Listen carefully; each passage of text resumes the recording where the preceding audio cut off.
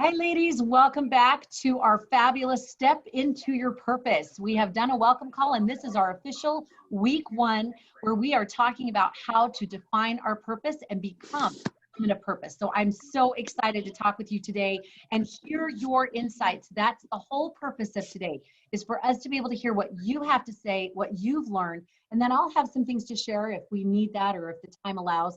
But I am excited to share with you today, or to hear what you have to share today and the insights that you have gained. So I love this. I ask people to put words on the side for those that are going to watch later on the replay.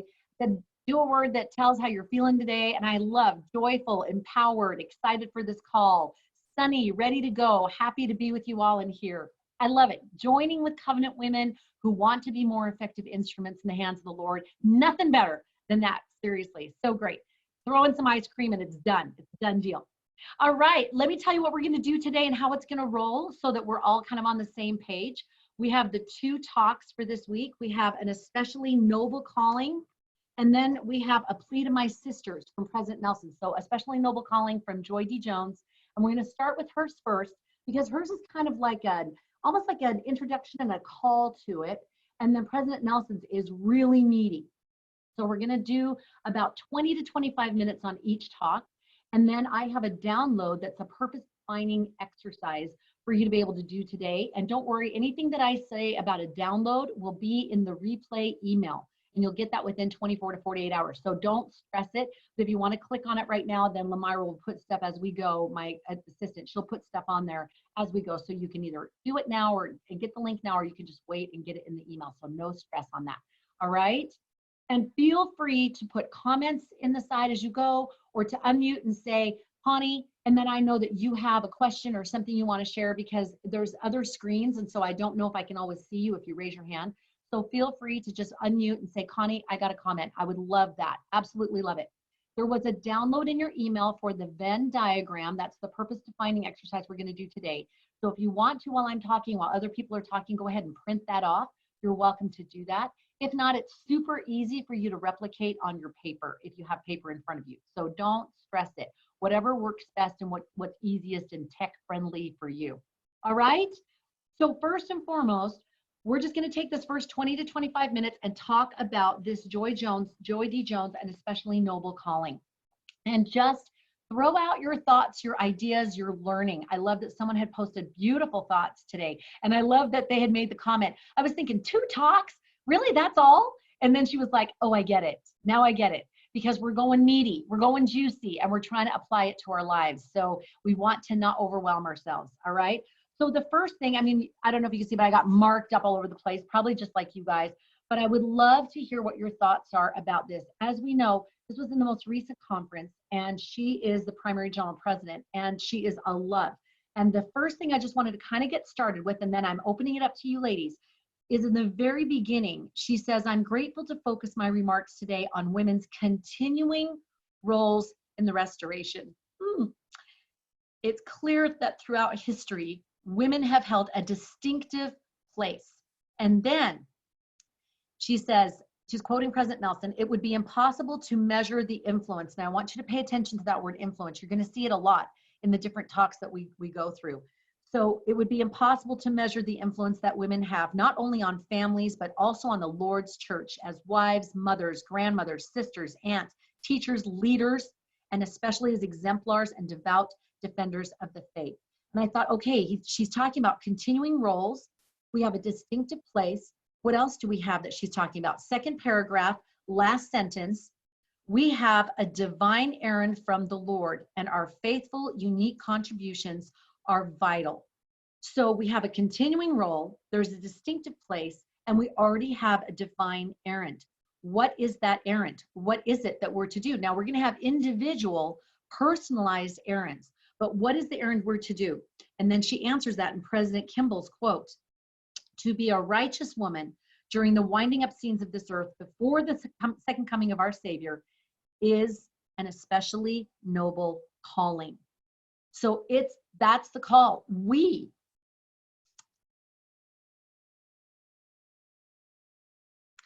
are here in the 11th hour with that calling.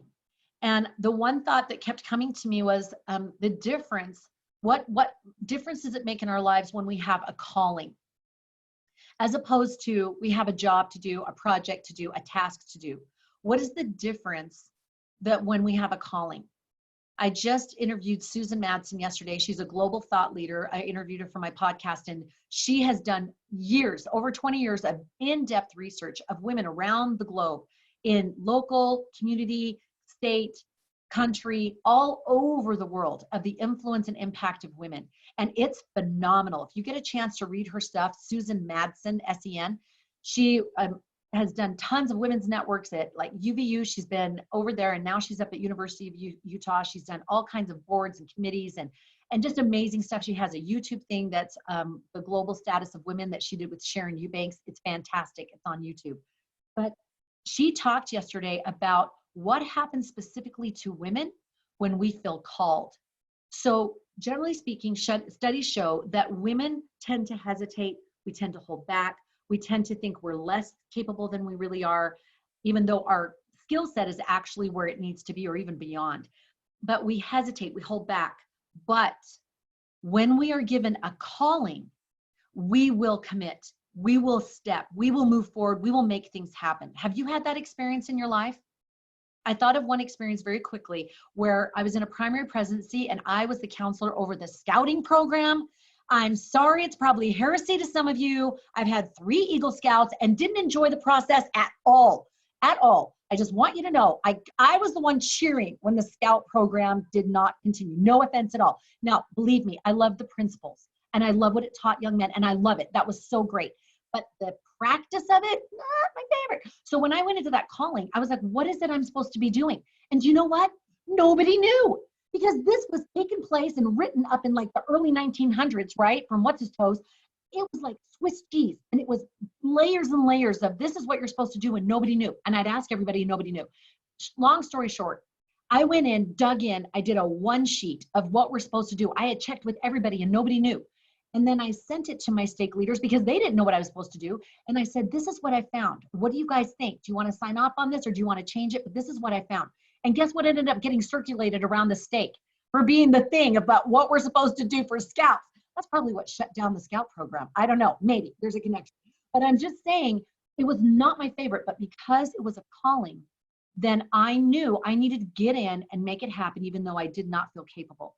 So anybody else had an experience where they've had a calling and they've either felt not capable or they didn't want to do it, but because they were called to the work, they jumped in and they made it happen. Anybody have an experience with that? Oh, Leah, I love that. I did the same thing with the Webelos program. And don't get me wrong, I loved the fruits of it. I really did. It was lovely.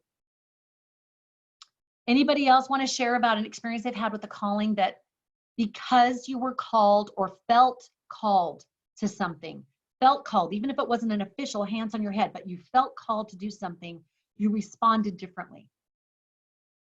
Well, I think, visiting teaching, how many of us have been given an assignment in the past or now with ministering where it's like, I really don't want to go see that particular sister. She's gruff, she's harsh. In fact, I remember one particular sister, she was young, but she was just so harsh. She was so prickly.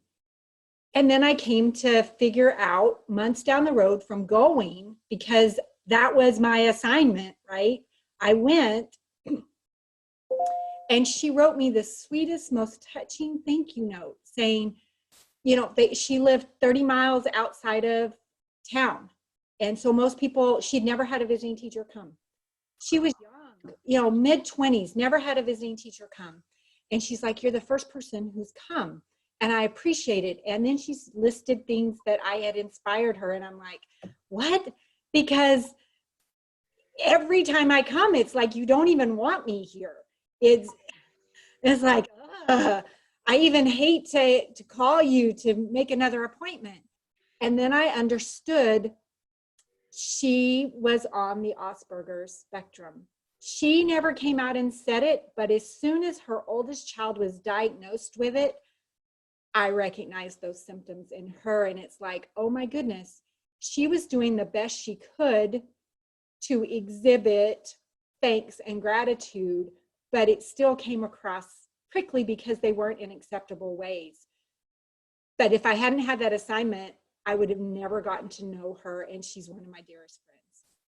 That is so beautiful. That is so beautiful. My oldest son has Asperger's, and so I can so relate to that, that they don't realize how they're coming across. And they're very matter of fact, and they're very blunt. And I love that you made that comment, that you could see past that, that you move forward beyond that and didn't just stop at that, where it's so easy when we have a calling or a person, and often it's either the topic or it's the people that are driving you crazy. I love that. I love these where it's every calling from Dana. It prompts me to pray more regularly for others and seek more insights in the scriptures. Yes, because they had to do the same thing. Moses and Enoch, and they didn't want to do it. Jonah, he took off and was like, I'm out of here. So I love that. I love this from Rebecca. Yes, I feel like I have more power because my faith is stronger because God is with me. Yes. When I was called from Ellie as the ward organist, when I could barely play the piano, I accepted the calling and prayed with all my heart and served for about a year. I really felt divine help every Sunday. Yes. From Jill, we live in a very reserved ward and we have felt called to socialize and help unify the ward as a ward family. Look at that. It's not a thing that's like on your head and your patriarchal blessing. That's what we're to do here. We're the hands. We are the effective instrument this way. Evelinda, the ward choir director, the bishop was such a great leader and he asked me to take this and do it. It was way out of my comfort zone, but I wanted to do this to help him. He needed me to handle this for him. I was bold, prayed for inspiration, tried new things, and did a good job. I love that. I want you to see the patterns here. I accepted. I prayed. I helped. I did this. I was bold. I asked for inspiration. I tried new things. I want you to think about this because, ladies, this is our next 4 weeks. This is what we're doing, is these things. Leah, when I came to the crossroads of a new phase, I felt called to help others anchor in Christ. I have been more diligent in going to the Lord and listening for direction because I have felt this personal call. Absolutely.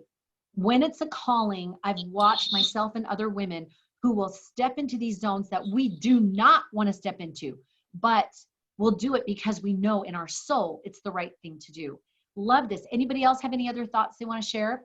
And it doesn't have to just be with what I just shared about the calling. I'm opening it up to whatever thoughts you have discovered about this as well. What are some things that you have read that you were like, this touched my soul in this talk?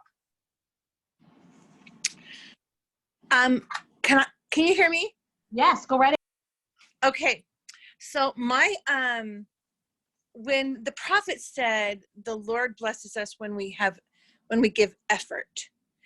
And I seriously loved that because there are definite things that I'm wanting to accomplish and do. And just saying it's not going to do it. He wants you to climb that mountain. He wants you to get up there. He's not going to say, okay, I'll meet you halfway. And that was really encouraging to me because I thought, yeah, we need to be strong. We need to be able to do hard things. We need to be okay to do hard things. And when we are showing that effort and showing the Lord our faith, He will bless us so much as we try to make ourselves better, as we try to help our homes be better, as we try to do our jobs even better, show greater effort. He really does magnify us. He does help us in every aspect. I love that point. And I don't know, have you ever felt like, why am I forgetting this? He has helped me before. Why am I not thinking he's going to help me in this as well? But it looks so different. It looks so overwhelming in such a different way. I love that you brought up the Lord loves effort. And if you scooch down in the talk, you'll see it where they're interviewing with President Nelson.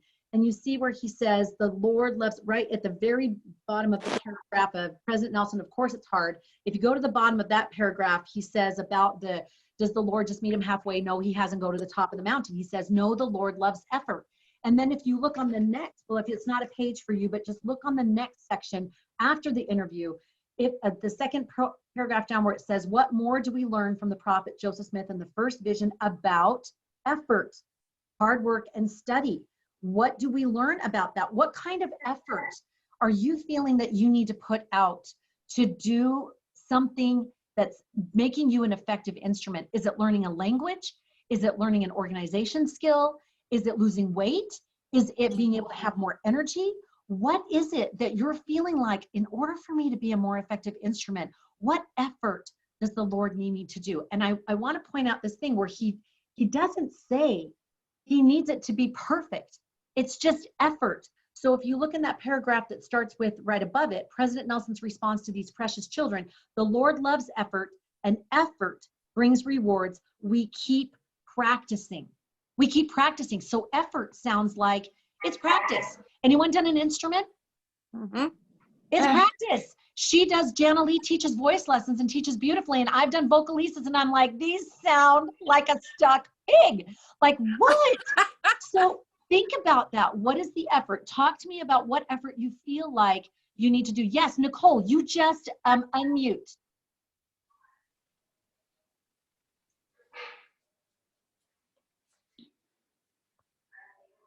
Nicole, did you want to share, Nicole? You can just unmute yourself and start to share.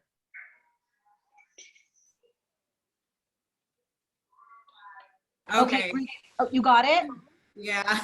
Go I ahead. don't know if I was quite ready yet, but Oh, sorry. Okay, it's Suzanne okay. can go. Do you want me to come back? Well, I was kind of just thinking about the whole when we get a calling that, and this isn't like an official calling, well, kind of is. So for some reason this morning when I was listening to one of the talks, it talked about the priesthood and how we don't hold the priesthood, but how we can like tap into it kind of. Yes. And it got me thinking. I was like, yeah, like I can take advantage of the priesthood and like call upon the priesthood through my husband. But then I was, it came to me that I don't personally hold the priesthood, so I can't be like, how do I explain it? So sometimes I'm just going to cut right to it. I need to support my husband more. And I feel like it's my calling as his helpmeet. It's like my divine nature, part of my role, and to support my husband and to make sure he's worthy of his priesthood. And so I think that's the reason why they're supposed to have it and we're not supposed to have it. I feel like it's a group effort, and let's say the roles were switched and I was struggling spiritually and I was having a hard time. I don't think my husband would notice as much, but my husband, when he's struggling or having a hard time, I just know. And that's my gift, my divine nature as a nurturer, as a wife, as a mother. I notice those things when they're happening in my family, and I can, help my husband. And I feel like if I want to use the priesthood, I need to be supporting and strengthening my husband and helping him be worthy and strengthening his priesthood. I almost felt kind of a slap in the face. Like, are you doing enough to support your husband and to love him and to uplift him and boister him when he needs it? Because if you want to be worthy and of those blessings, you need to be the one helping him and supporting him through his trials and his struggles and things. And so it was almost like, wow, I can't just ask for the priesthood and be blessed by it if I'm not going to do my part as his wife and fulfill that calling in our marriage. So that's what I was thinking. I so appreciate that thought. I love that. And that is a beautiful thought. And I love that you are emphasizing, I love that Emma was told that same thing. Your calling is to be a support to your husband, right? And what we do in marriage, we take turns, right? And it's not a fairsies. Okay, I took this turn, now you take the turn next, right? It doesn't work like that, but works out in the wash, that ideally, that we help one another. And I love that you were saying, looking for how you can be helpful. And I think it's helpful for women to express to a spouse, this is how you can help me access the priesthood power that I'm looking for. This is how you can help me. You can watch the kids while I'm trying to make these things for the calling that I'm doing. It can, if we have communication about how we can help one another do that, that is that synergy. Jean Bingham talks in her talk in this last conference. Remember when she was talking about the tandem bike? And she was saying when you learn and you ride that tandem bike, it's kind of, creaky at first, but then you learn. what the signals are, and you get in tune with each other. And sometimes it's, as women, we need to be able to express that in a very careful but loving way of, you know what helps me is, you know what works for me is if you can do this one thing. That helps me be able to access my priesthood power. You know what I like to do for you? Tell me if there's one thing that really works for you, because what I like to do is this. But is that helping you be able to strengthen yourself in that priesthood power? I love, that's a really important point that you brought up. Okay, let me just do these really quick and then feel free to make more comments. I love this. I've learned over time it's not about me at all. It's about bringing glory to God. By weak and simple things, God confounds the wise. Yes, I've been a new leader for Primary with My Calling since this past September from Rebecca, and I've learned so much. I never knew how well I could teach until this calling. So grateful for this opportunity I've been given, thanks to God. And that's the beauty of a calling. He will take us where we need to go, where we don't want to go, but to get the skill that he needs us to have. It's beautiful. Tracy, this talk led me to a more in-depth study of sacrifice and my offering to the Lord. Love. Teresa, remember is my word this week, because when I remember how the Lord has blessed me in the past, I have the faith and confidence to push forward and trust that he will help me through the difficult task at hand and put in the hard work and effort. Just like we were saying, why am I doubting? He's been with me through all of these other things. And that's why it's beautiful to have a journal that you have recorded those special experiences, even if they're small, little tender mercies. You can remember those things. Karen, I've been surprised to learn that I need to continue on in the small things. Anybody else felt that? I sometimes feel like I need to put big effort into something, and I keep feeling the reminder to keep it small. Through small and simple things shall great things come to pass. Goes back to effort. What do we need to practice? What new skill do we need to gain, but not tomorrow? We just do a little bit at a time.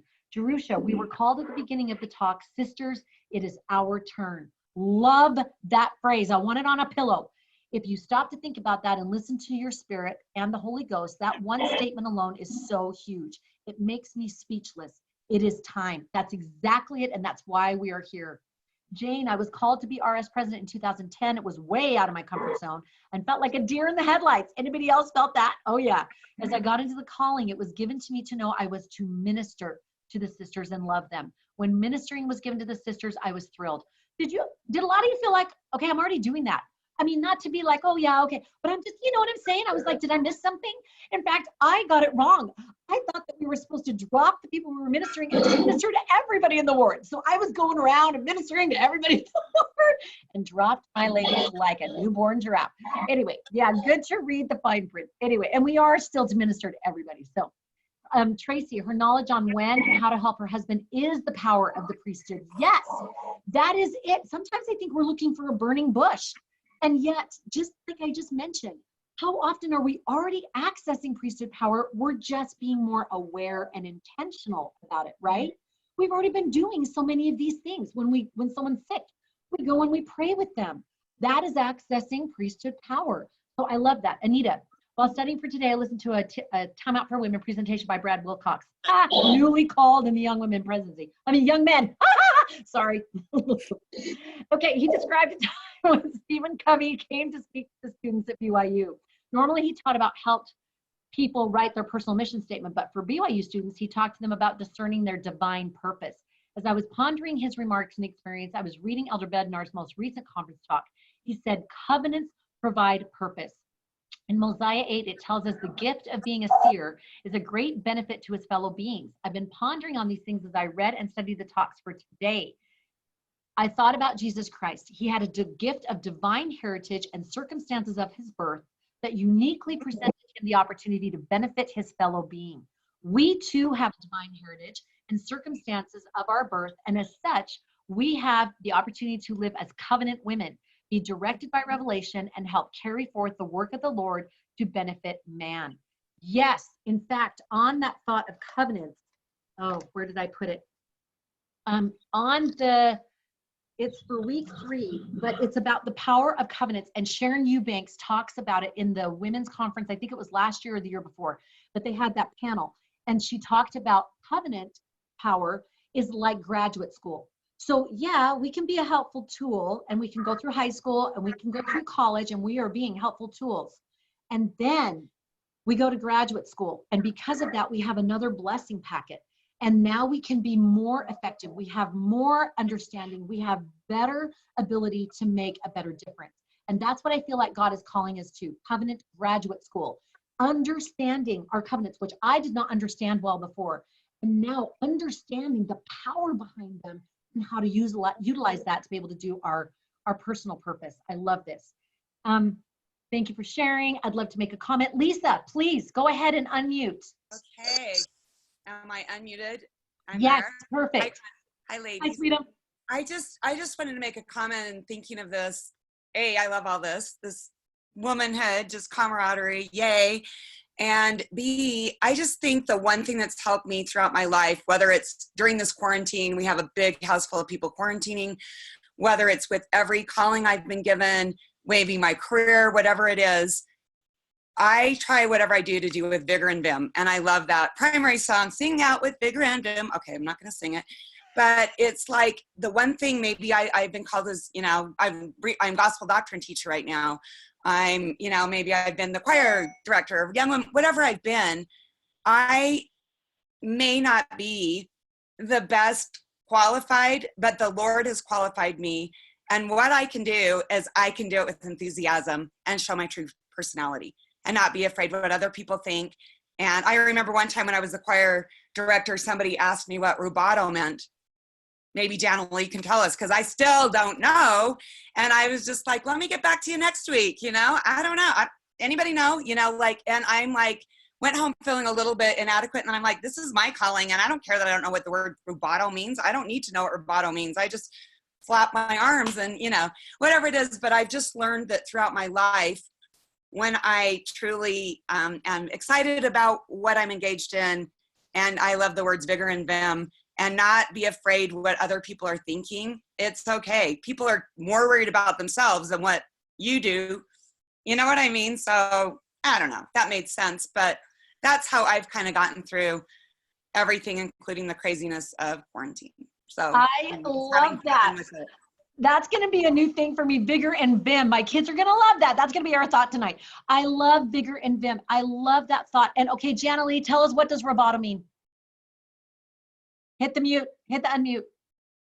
I'm unmuting you. Go ahead. Okay.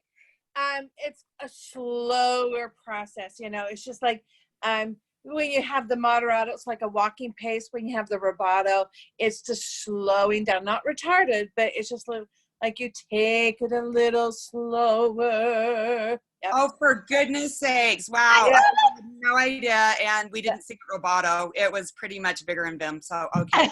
It's all She was like, we are hardcore vigor and vim no matter what the song is we're singing.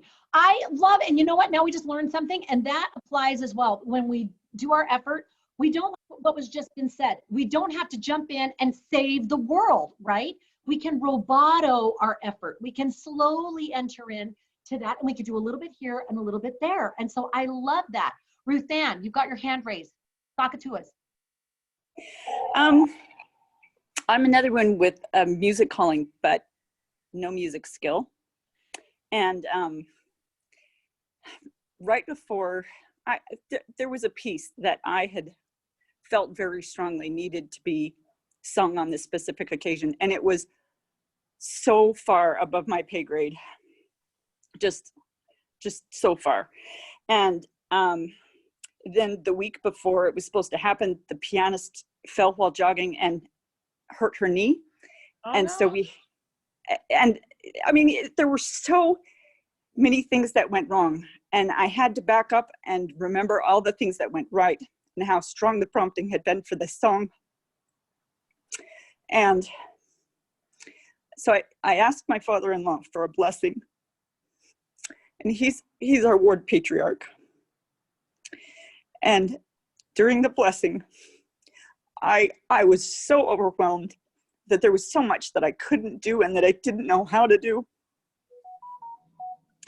And in the blessing, he said, Ruth Ann, you are doing exactly what the Lord expects you to be doing right now.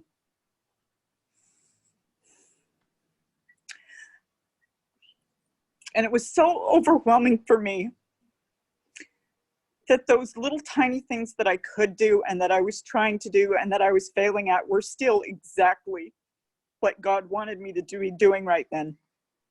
And in my failures, I was doing his work. Love that.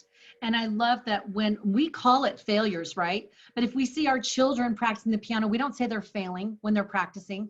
We say they're practicing the piano. And I think we can kind of take a tagline. I'm practicing this skill. I'm practicing my life.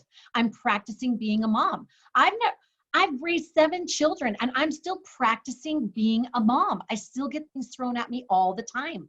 But I love that you said, God said, I'm doing exactly what I need to be doing. Don't stress that. Just enjoy it. I think sometimes we women squeeze the joy out of life because we're constantly doubting that we're doing the right thing or doing it the way it needs to be done, instead of reversing that and going with the lens of faith and saying, I am going to be doing it right because my heart is right where it needs to be with God. So I'm going to assume that I'm doing it right, and I'm open to feedback if I'm doing it wrong. We will get more done and be happier doing it by being able to come from that lens. I love that. Thank you for sharing. I'm going to do a couple of these and then we'll kind of wrap up and go to President Nelson. And let me know if you're okay if we go like 5 or 10 minutes over, because I really love hearing from you women. I've been debating whether or not we need to do this to an hour and a half, but I don't want to take a lot of time for you guys away from, you know, what you're doing. You're like, please, it's lockdown. Please give me an hour and a half. But let me know if that's something you'd be interested in, because I don't want you feeling hurried, and I don't want you to feel like, you know, it's once a week. I don't want you to feel like we're like, oh, we got to hurry and make a comment. I want you to be able to savor and just feel like you can be and process. Some of these comments that I wanted to continue saying. Let's see there. I love the books of Women in the Priesthood by Sherry Dew, and the other, The Priesthood Power of Women by Barbara Gardner. They are so enlightening. Have you felt like your light bulb has been totally turned on about priesthood power and keys and authority in a way that has never been defined and described before? It's just empowering. I can quit singing the song from the movie Tangled, When Will My Life Begin? Sister Jones said, it's our turn. I love it. Thank you, Janaki. I hope I'm saying that right. Coming from a home where my husband does not use his priesthood, I am so grateful for the recent emphasis on how we may not hold the priesthood authority, but we all have priesthood power through our covenants. I had the neighbors come and bless the sacrament, and he came for the first time, and I said, okay, so I'm assuming you preside. And I forgot, because I'm a single mom. I preside in the home. And he said, no, you preside. And all of a sudden I felt this, oh, what does that mean? And I kind of wanted to go into bossy mode. And then I went, no, that's not what presiding means. That means I get to delegate. And I delegated everything. It was awesome. All right, here's the Google definition. Oh, we got that. Thank you so much, Taryn. Evelinda, at a time in my life where I need to reinvent myself. My youngest is grown up now, and I have retired from homeschooling. Oh, bless you. I've homeschooled before, and you thrived and survived. Holy cow. I am trying to figure out what to do next. I guess we're all homeschoolers now, essentially. I'm doing good things, but I still kind of feel like I'm wandering. One thing keeps bothering me. There are 2 rooms in my home that need to be dejunked and organized. It feels overwhelming to me. I feel like I just need to put everything else on hold and focus on putting that part of my home in order, but I don't know where to start. I think if I take it to him in prayer, I will learn the process that will help me tackle this job, and also the path that he has for me in the future. Yes, and we talked about that briefly before. Do you remember we talked about one kind of precludes the other? So if we lose weight, we want to get organized. If we want to get organized, we lose weight, and we get clear in our mind, because it's a decluttering process. I highly recommend that you choose a place to start. And if you need some help, I have some free Studio 5 segments on my website, ConnieSokol.com. And I talk about a formula that I've used for 20 years. I use it for everything. I've taught my kids how to organize with it. They organize the garage. They know how to organize their closet. It's one little acronym, and I teach you how to use it. It's super simple, and it's so slick. Barring that, go in, remove 10 things that don't belong, and then go do something else. Then come back. Remove 10 things that don't belong and come back if you want to try it that way. So that's just a couple of tips to get you started. Love you, Ruth Ann. We are learning. I love President Hinckley's quote about we don't fail until we quit trying. Yes. From Mickelson, I love the part in the talk that says learning is integral to progression, especially as the constant companionship of the Holy Ghost teaches us what is needful for each of us to lay aside, meaning that which could distract or delay our progression. Really made me stop and think about what is distracting me. I circled that as well. And I thought that same thing. What is distracting me? What could be a distraction for one person is different for another. So consider for just a moment, take about 15 seconds and just think, what is distracting me? What could be distracting me? And remember, President Nelson said, it could be something innocuous, something that is not even bad. It's just something that's kind of distracting us. Remember, Sister Nelson talked about she loves to play Scrabble on her device. And with the family history, she was like, well, where am I going to get time? Because I don't have any time. She's like, well, maybe I'll just do some instead of Scrabble. And she was feeling like, hey, this is a real sacrifice. I felt the same thing. Like, I just need some downtime, people. But she said, I started doing family history, and she said, no one is more shocked than me that I am loving doing this with my free time. So something to consider, what might be distracting that may be keeping you from that. Feel free to share. Jerusha, when Sister Jones said we each have our own personal Mount Sinai to climb and we continue to climb it, I was thinking about God always being there, ready to give us our own commandments and guidance if we seek him, if we hear him. It's work, but it's so worth it. It's literally life-changing.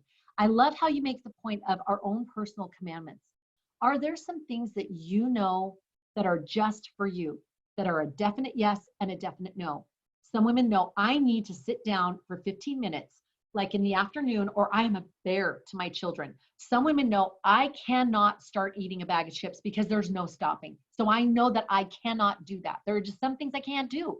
What are your personal commandments, the do's and the don'ts that maybe he's giving you? I love that point. Karen, practicing, it's everywhere. As a piano teacher, I'm surprised that I hadn't thought of this before. Practicing helping a human, practicing being a wife, practicing equals learning. Yes. And in fact, since this quarantine, I play the piano, but I haven't for many years. And I'm embarrassed to say that I stopped doing it many years ago because it was not enjoyable anymore. As soon as I started playing, I had several kids that would come and start banging on the piano. And I lost the love for it. It became a painful experience. I started trying to teach and stuff or play and have fun, and it was just painful. And I've started playing again. And do you know what? I love for them to hear me make mistakes. I keep doing the same passages over and over. Yeah, it's payback, right? For all those that you listen to as a mom. But I let them listen to me, not do it all perfect, but hear me practice those pieces over and over. I want them to see that mom has to practice. So that's a great point.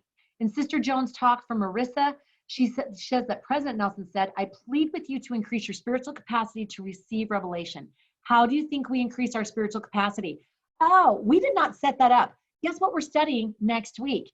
That's the topic. It's increase our spiritual capacity. And that's exactly the reason why. So I'll touch on that at the very end. Let me just get to a couple of these. I won't be able to read them all, and I'm so sorry. I'll get to a couple more of these, and then we're going to move to President Nelson's talk. All right.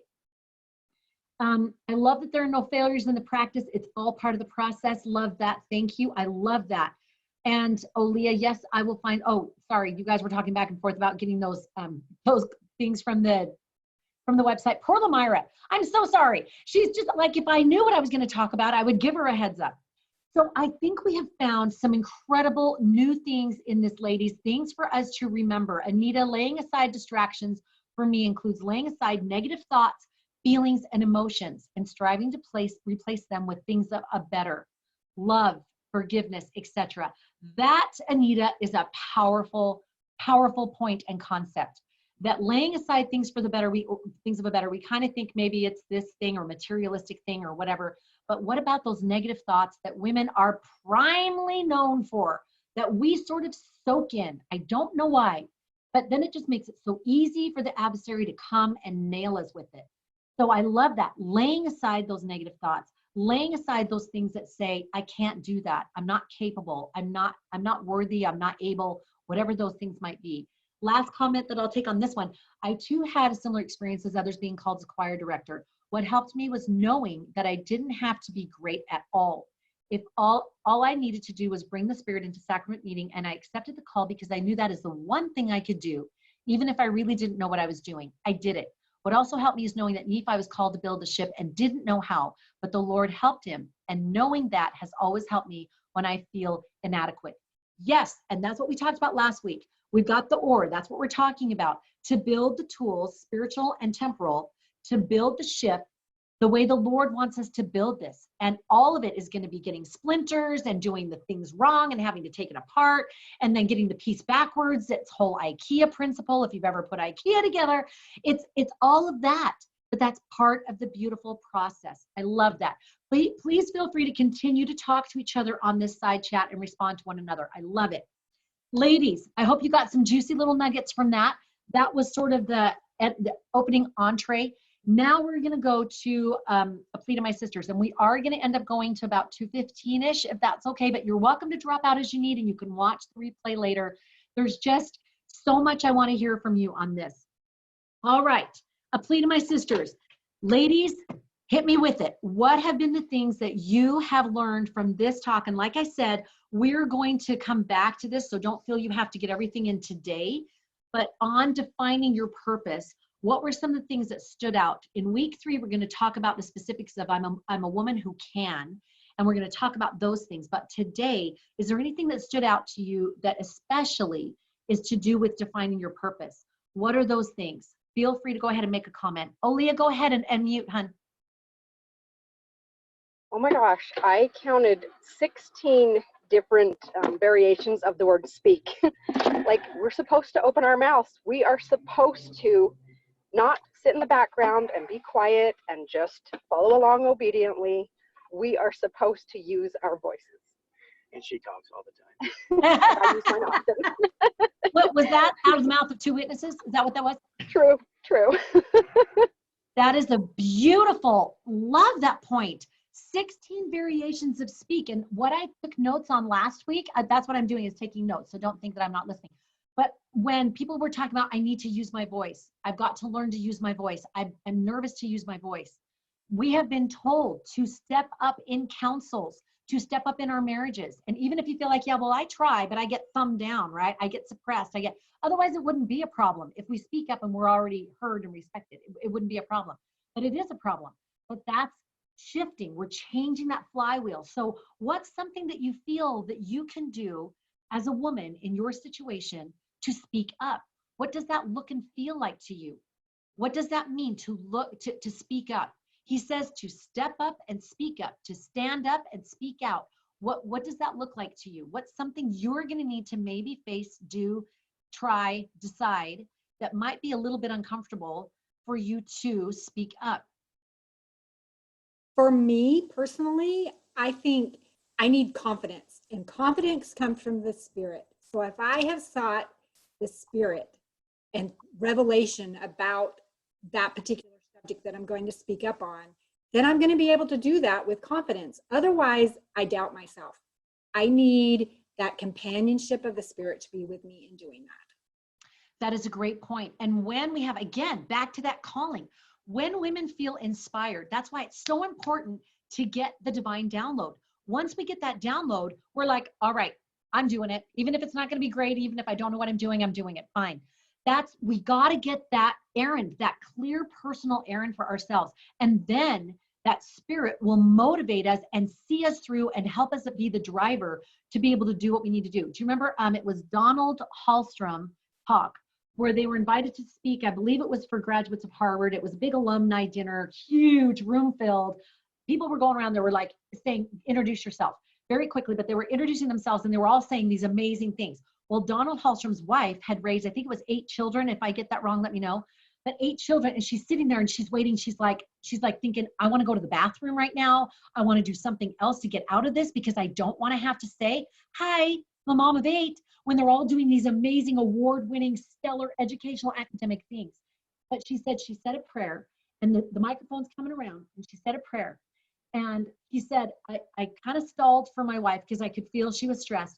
And he said, I got the microphone and I was going to say something so I could kind of give her a little time. And she reached over and grabbed the microphone because in the interim, she got the download of, you have something to share. And what you have done has been incredible.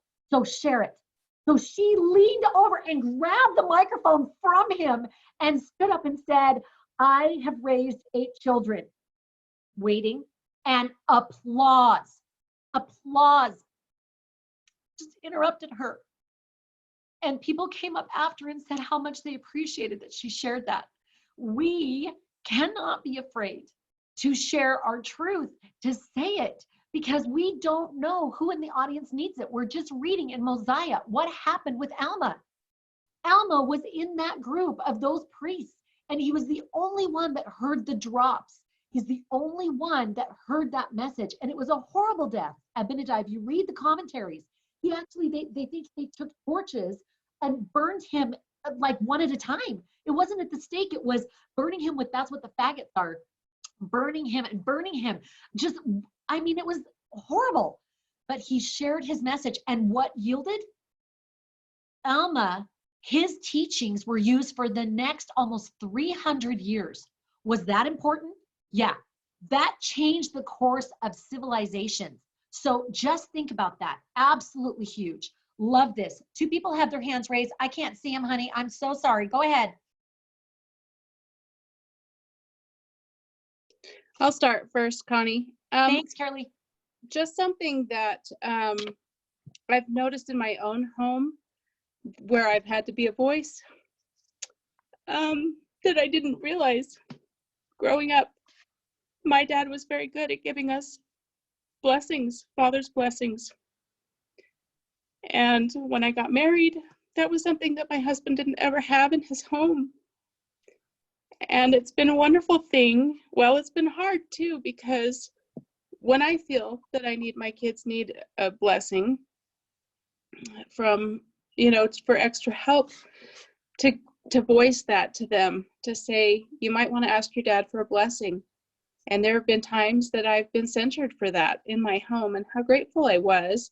Not censured in a bad way, just he didn't get it. Maybe they should come up with it on their own sort of way. I was so grateful when President Nelson came out and said, "You brethren are not using that blessing in your children's lives the way you should." And it's made a difference. But had I not voiced that all these years, my children would not have had that blessing in their lives the way that they have. Beautiful point. I love this point. And you know why I love it? Because I think we women, and again, yesterday, Susan, Dr. Mattson was talking about how we have been conditioned socially, women have, and there's study after study to show it, to not speak, to keep it back, not say anything, and just tolerate. And there is a place, I feel very strongly, there is a place for tolerating. There is a place for being patient, what I call being patient, while we all work out our journey, right? But I love this concept of, and we say it a lot in our home, we need to say something to give choice. We say it lovingly, we say it kindly, but we need to give choice. Because how often do people not even know that they're doing something or not doing something, or that there's a need and they don't see because they just aren't thinking that way, that there's a need to be filled. And if we can see that, and again, we're not being bossy, and that this is not a right to go up and go, you need to do this and you need that, not like that. But it's have you considered? I was thinking about, have you thought about? Now, again, she talked about the studies, how we always have those sort of disclaimers, but people expect that from women. And I don't have a problem with having a disclaimer of, I was thinking about, have you considered? Because I think it's a nice, soft entry into something that someone can consider and let the soil be a little more fertile, rather than coming up and saying, you know what you need to do? You know what you should do? President Nelson said he stopped using the word should that way, because it is just so defensing. We don't want that. So I love that. Part on being a nurturer and recognizing the needs of others, especially our families. This means we speak up when we see it. It's recognizing. Remember President Eyring? He's going along. He got a great job offer. He was president of Ricks University at the time. He had a great job offer at a really prestigious corporation. And his wife wakes up one morning and says, "Are you sure your life's going in the right direction?" And he's like, "Why? What are you thinking?" He knows her well enough to go, "I better listen." And she says, "I think you need to do X, Y, and Z." And he's like, "Okay, that's good enough for me." And she was so wise. She said, no, you need to go get your own inspiration, your own revelation on it. Sweet. That's respect, back and forth. She's not letting him get out of that. He's got to go do his work too, so that he's got the divine download, so that when things get rough, he can go back to that divine download. Rebecca, go ahead and unmute. I want you to be able to share what you wanted to share. So I recently, before all this went down in February, I went through the temple to receive my own endowments, and it was a really good experience. One of the things that really stuck out to me that I learned actually last education week that was reiterated in the temple was about the veil and how we see Christ. We see God through Christ, which he is the veil. Yes. Oh, and he is that intermediator. Yes, that intercessory person. I love that. Oh, and aren't you all just missing the temple so much? I am missing it so that. So I love that you brought that up. Thank you so much. And congratulations. That's such a beautiful, amazing thing. And the blessing packet that comes with that. I love this from Jerusha. Oh, go ahead. Somebody else? Did someone else want to make a comment? Sorry, I don't want to cut someone off. It wasn't me, but I do have a comment, Connie. Oh, go ahead, Carrie. Okay. As I was reading through his talk, there was two things that I was writing notes along with it. And there were two things that I underlined and starred. And they kind of go with what we're talking, that women have a voice and we should speak up. So I'm married to a non-member, and it's been 34 years of being married to a non-member.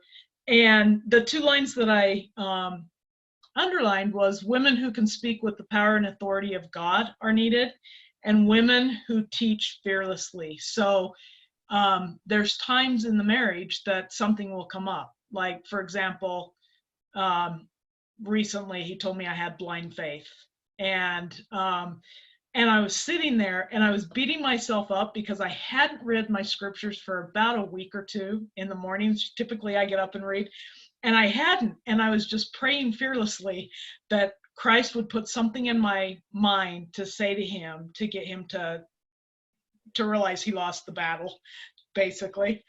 And it came through, and when it did, and it was basically just the fact that I don't walk around with blind faith, that I listen with my heart. And until he starts to listen with his heart, he'll never know what faith is. And one of the reasons I wanted to take this class was to learn how to get more of a solid foundation of gospel doctrine. And it's not that I don't have it, but I want it to come more readily, and I want it to be quicker when something comes up. That is a beautiful point. And I love this that Jerusha said, maybe when we're afraid to speak up, maybe we need to work on our faith. Maybe we're not afraid of speaking our truth, but how it will be received. Mm-hmm. And I think that's a big point for women. We don't want to offend. We've got family members. We know we're going to be doing this reunions for years to come. We've got holidays, right? We don't want to offend, and we don't want to rock the boat, and we don't want to cause a rift and blah, blah, blah. But I would go back to all of Scripture. There in Scripture, it's replete with gather and separate. Where's the first separation that we see? It's Adam and Eve coming to earth, right? And they separate from the garden. Our bodies coming to earth is a separation. And then we come, and they came to the Garden of Eden, and they were separated from that. And then Nephi's family and Lehi's family, they separated. So you see these separations. God, I don't believe, is downing separation. What he is trying to do is an ultimate gathering, and he will ultimately gather all those that desire to be gathered. And I think we need to remember as women, it's about agency. We are not to make everything all better. We do not have to make that in our homes and our communities and all of that. We're not the only ones. We're not the make it better person. We are a vehicle for that, but it's God that takes care of all that. I love in D&C 11, if you notice, it says, we know that from Moses 139, that we are his work and his glory. Our job is in D&C 11 to assist in the work. And this took me a lot of years to realize and take this load off of myself, that I don't have to make sure that my mother, who is not currently a member, that if I don't say just the right thing, that I'm going to ruin her opportunity to come into the church forever, right? I took that off. And it's the same thing with your sweet husband. When we do that, guess what? We're more loving. We take that pressure off ourselves. It's not, we have to say the right thing. My daughter's on a mission. I served a mission. And I remember freaking out and thinking, if I don't say and do the right thing, that I'm not letting them have their golden opportunity. No, God will give them other opportunities.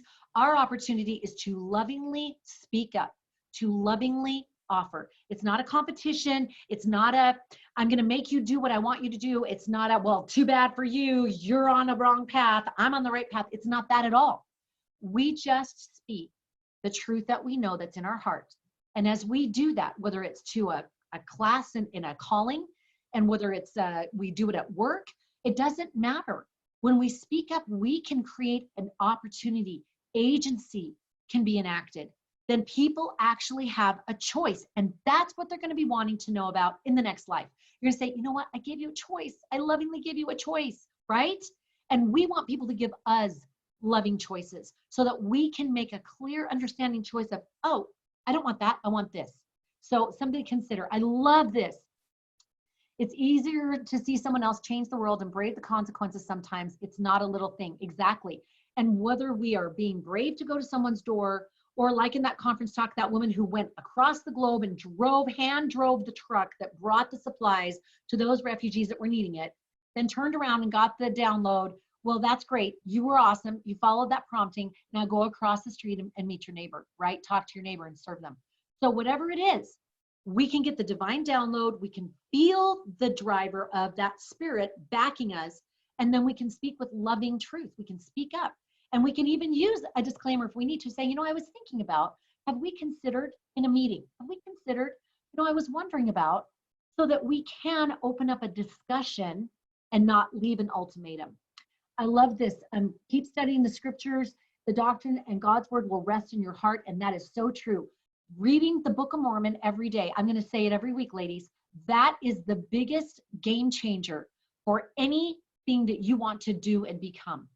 Reading the Book of Mormon daily. Even if you feel like I didn't get that much out of it, reading it daily. That is absolutely vital, because there is a spirit in that Book of Mormon, just like President Benson said, that will flow, a power that will flow into our lives as soon as we begin a serious study of it. And I love that we are studying the Book of Mormon. I know I'm preaching to the choir, but I know there's times with online schooling and things like that we cannot actually open it in the morning, or we're not getting to it in the day. And we'll think, well, I'll just do it tomorrow. And I would invite you, even if it's 2 verses, you make that commitment to open the Book of Mormon. Debbie, this is a big aha for me. Rocking the boat or someone not responding the way I think they should doesn't necessarily mean that I did anything wrong or that I wasn't really inspired. That's exactly right. Do you remember President Nelson talking about that couple he gave a Book of Mormon to? I mean, who can turn down President Nelson, right? So he gives them a Book of Mormon. And do you remember what happened? They come back and they say sheepishly, yeah, thank you. That was a really nice book. And what did he say?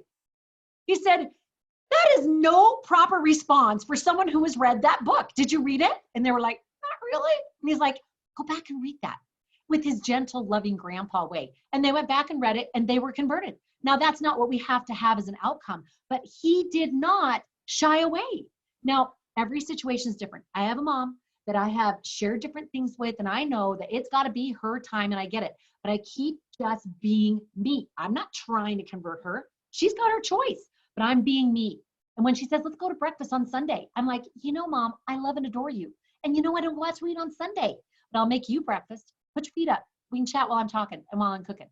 So consider, even in a family, especially in a family, we don't have to worry about rocking the boat if we're being loving and speaking our truth. Love that.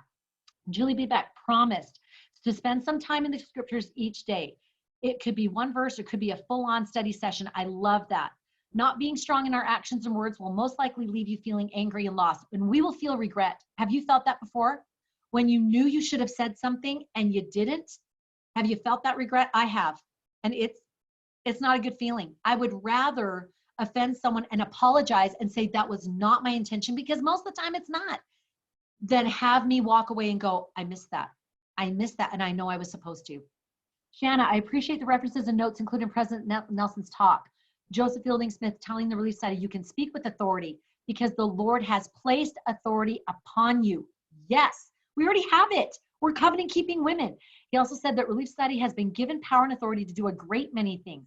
The work which they do is done by divine authority. All the purposes of the world and all that was in the world would be brought to naught without woman, a keystone in the priesthood arch of creation. Absolutely. Love those footnotes. I love, it hasn't always been easy. Carrie, still at times I hold back because he's a great guy and I don't want to argue with him over Christ. You're exactly right. That defeats the purpose if we're arguing over the Savior, right? But we can always just say, I'm sorry that didn't sit with you. This is something that's near and dear to my heart, and it's something that I know. I remember having a lady say to me, but how do you really know? And I said, I can't describe it to you. I know. Just like I know I love my children, just like I know that God exists, even though I can't touch him right now. I know. And tie me to a tree and draw and quarter me. I know. And I don't know how else to explain that. So we don't have to go through a dissertation on why we know what we know. We can simply just bear a simple 1-sentence testimony, move on. Carol Lee, did you want to share something, love?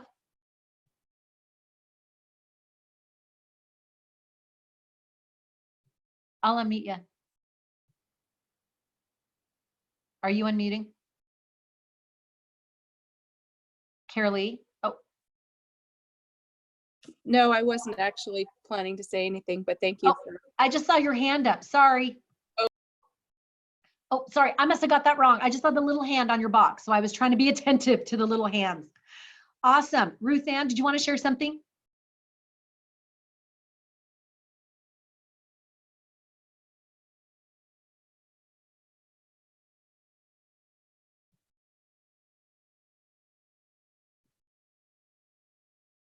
Was it a while ago?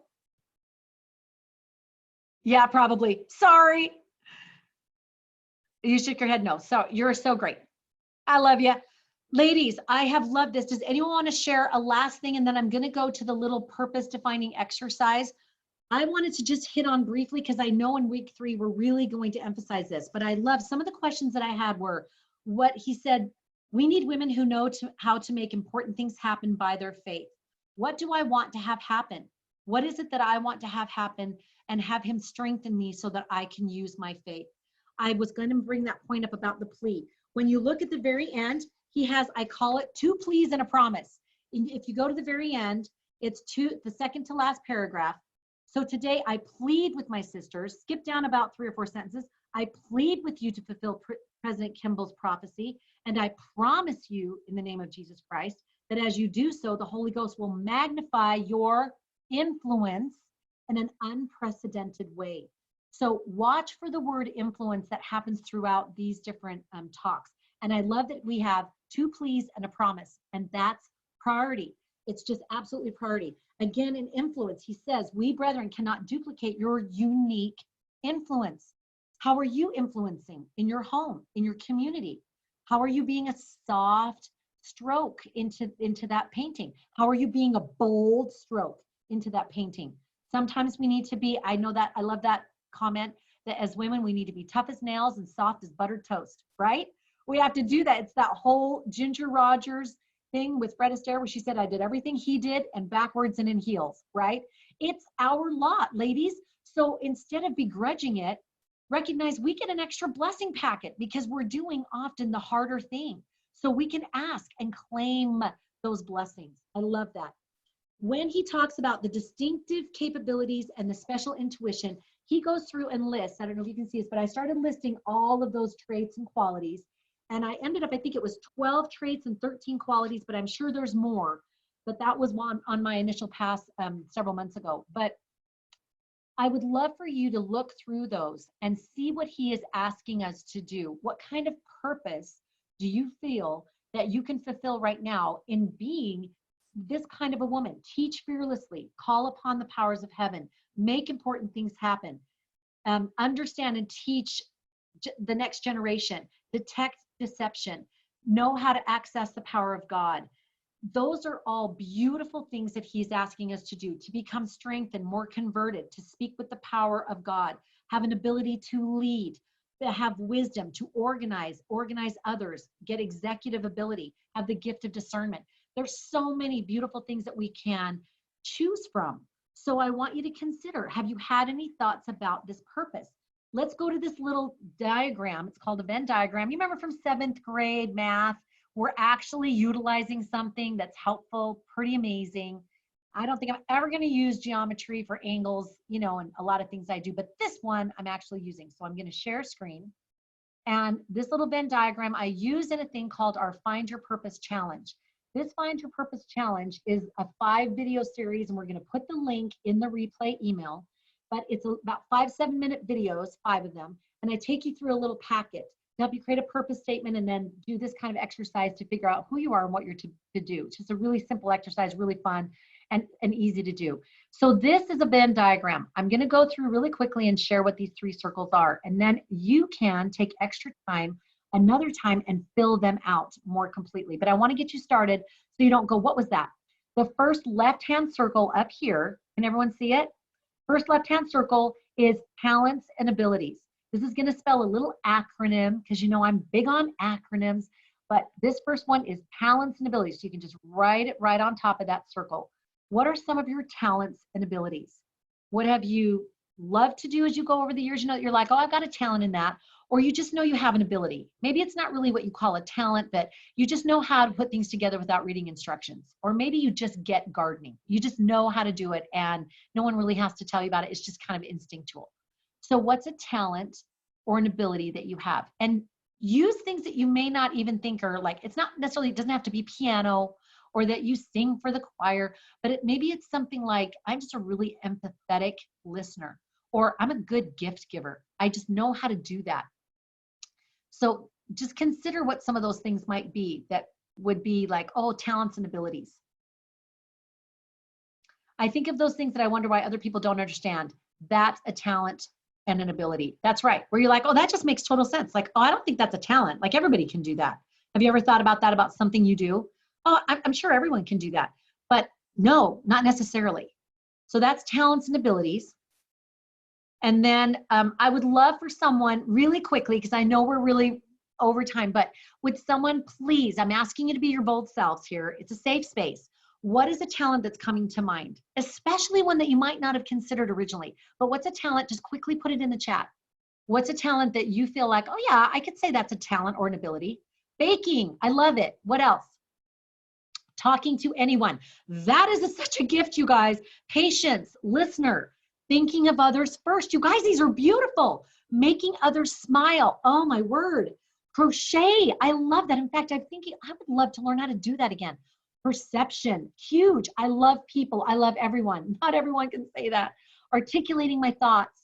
I can sing and teach it well. Beautiful. And yes, you do. Organizer, seeing details, sing, dependable. I was a little overwhelmed at first, but realized they listed so many qualities to make sure he included every woman in the church. Yes. If he had just said, can you please be better at piano and singing? Then the rest would have been like, oh, he's not talking to me, right? Teaching, being an authentic person, watching for the underdog. I love these. Ladies, these are beautiful. Hopefully you're getting some ideas of talents and abilities. Adopting old people, I love it. I have a good friend that she actually works with 14 different buildings of the elderly, and man, she loves them. She is all over them about what they need and making sure they're being taken care of and people are treating them with respect. I love it. Family traditions, loyalty, recognizing truth. Ladies, these are fantastic. These are fantastic talents and abilities, and these are the very kind that the Lord wants to use to move this work forward. That's what he needs. Again, going back to that word, influence. We influence. We don't always come in like a Mack truck. We come in with influence and the softness and the lovingness and the things that people don't recognize, those stitches in the quilt that need to be there. They're just the steady stitches, but that's what keeps the quilt together. We need those. Learning new things. Oh, Myra, you are amazing at that. Love it. Keep posting them. I'm going to go on, but keep posting them. All right, the second one, we've got talents and abilities. We have interests. What are your interests? So it's an I. What are your interests? What are the things that are exciting to you? What are the things that draw you? Those interests and things that you go, you know what? If I had a free 4 hours, I would love to take a class on this, or I would love to go and study about that, or I would love if I could do a week, or if I could do a year, if somebody paid and took care of the functional things of my life, what would I really want to pursue?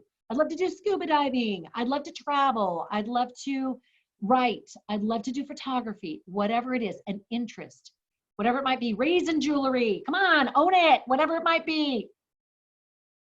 Go ahead and start posting, ladies. I would love to see it. Hit us with it.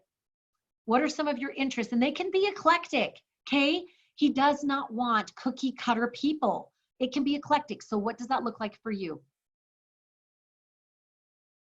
I love it. Quilting, drawing, fashion designs. Oh, this is so fun. Learn languages, become proficient in Spanish, watercolor, love.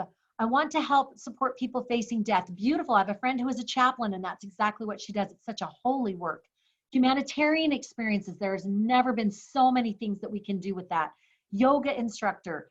I love it. I love yoga. Learning about other women's challenges and joys, all the things, LOL, coloring, reading, and writing. I love that coloring. Like I said, I do those paint by numbers and it's so soothing. I love the humanitarian. I just signed on. My daughter just went and got 100 masks for the $5 million masks, the Project Protect. If you guys are interested in doing that, and then you can divvy them out to women in your ward, so you're not doing 100. I hear they only take about 5 minutes per, but then you're not doing 100, then you're being able to all piecemeal it, and then you just drop it back after 4 or 5 days. It's so great. Service and volunteer work. If you haven't seen justserve.org, you guys, it is so beautifully laid out. You put in your zip code, you say what your interests are, and then they match it with you, and you can do something with your family. I love ukulele campfire songs. I love it. Food zoning. Love it. These are so wonderful. Learning, especially if it involves visiting museums and travel.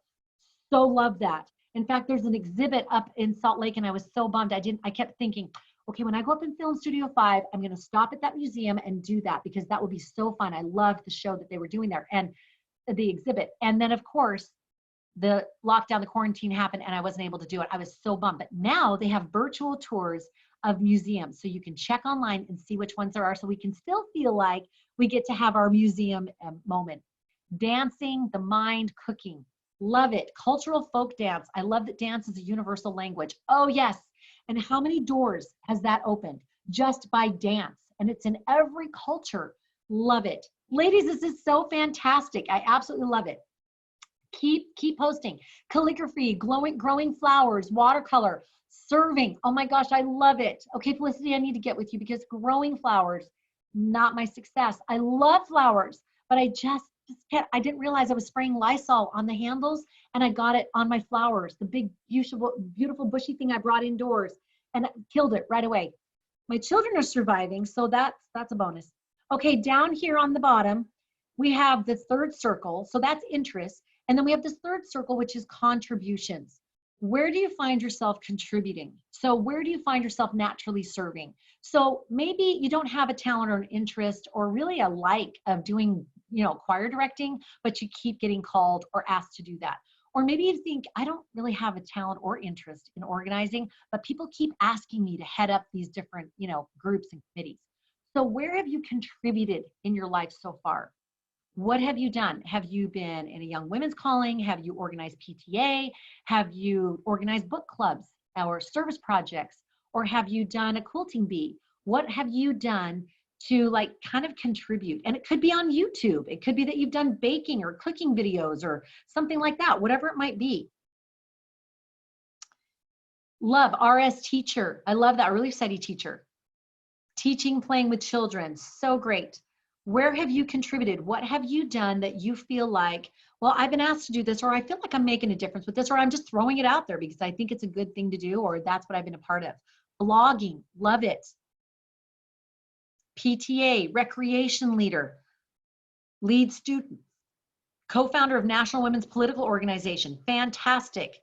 I have a friend that she works closely with these organizations, and she's about curriculum, sexual or education curriculum. And oh my gosh, my eyes have been opened as to what's out there.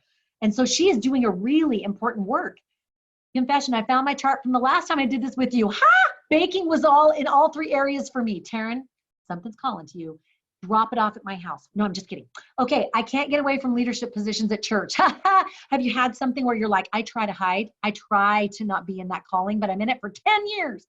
Fake nursery for women's scripture class. Oh, Carolee, I have been there, and what a gift that is to them. Joy School Co-op mom. I did that. It was so fun. I look back with such fond memories of that. Facilitate online groups. Exactly.